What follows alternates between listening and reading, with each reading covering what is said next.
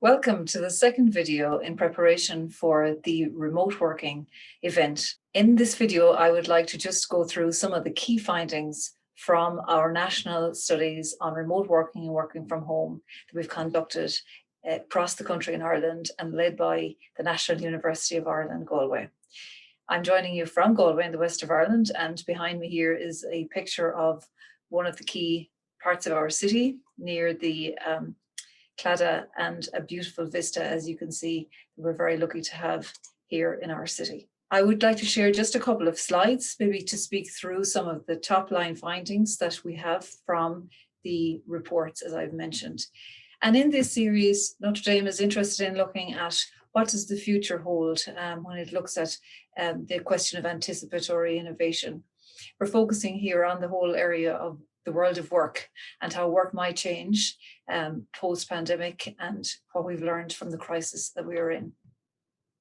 The findings I'm going to present to you now come from the three key reports that we have managed and researched here at NUI Galway, and they're available from the Whitaker Institute site, as I've mentioned in my introductory video.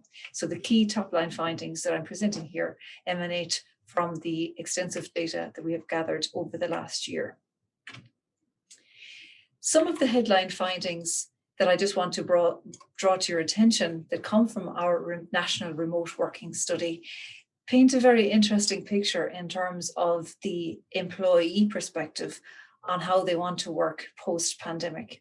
So our surveys are looking at employee perceptions and employee reactions to the remote working and working from home mandate that we have been working to since March 2020 in a national context here in Ireland. Many of the findings will be relevant to other countries and other jurisdictions.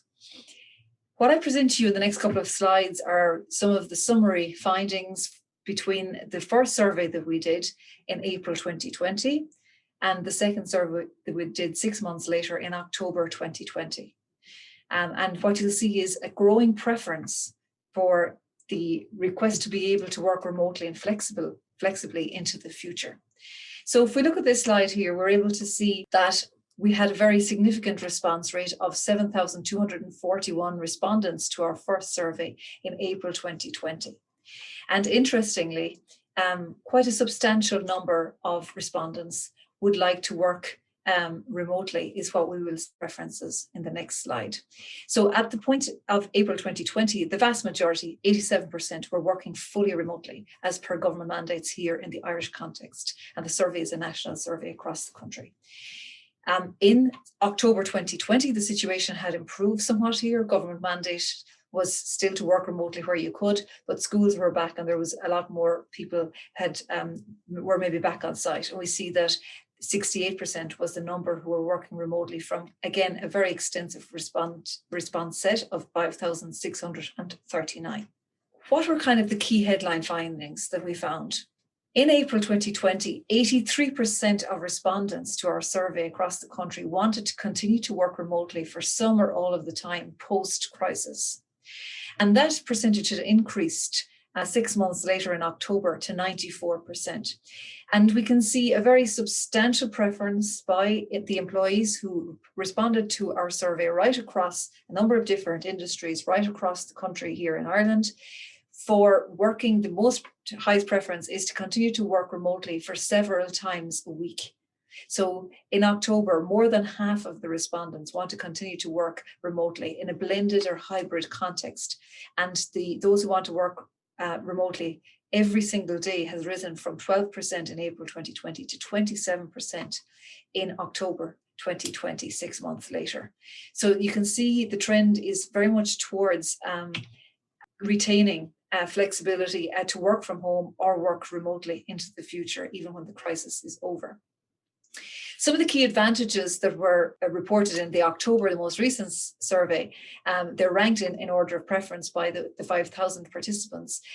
First of all is no traffic, no commuting, which is an understandable benefit. The second is greater flexibility as to how to manage the working day.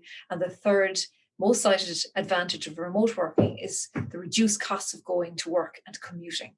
Of course, remote work and working from home has posed challenges. It certainly poses challenges when childcare and schools and elder care supports are not available. And that has been an issue in some countries, depending on their lockdown scenarios.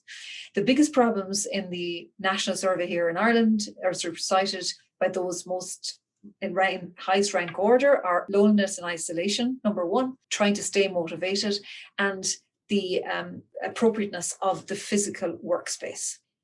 So that's just a very quick introduction to some of the key findings. You can read more at www.whitakerinstitute.ie/projects. We'll speak more about this during the live session. We will talk about the future of work. What does remote working or working from home, what does it look like into the future post-pandemic? Is it an anticipatory innovation that's going to change significantly how we work, or will the pendulum swing back? These are interesting questions to be answered. We're going to look at organizational HR responses. So what we have in our survey here is the employee voice. And we can see certainly very clear preferences coming out of our data to be able to have the option to work remotely. We'll talk about a government strategy in terms of national remote work in Ireland. Our government has just published a strategy document for the country and draws heavily on our findings at Inuit Galway and the Western Development Commission project. And I'll speak about what's contained in that particular remote work strategy for our country. And lastly, we'll talk a little bit about the regional development implications of the opportunities of remote work. I look forward to chatting more with you at the end of February. Thank you.